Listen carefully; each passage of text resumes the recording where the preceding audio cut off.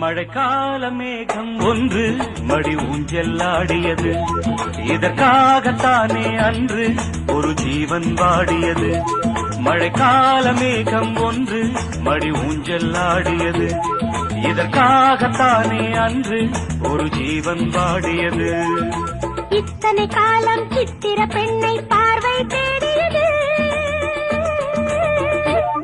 ஒரு பாடல் பாடியது, அதில் ஊடல் கூடியது.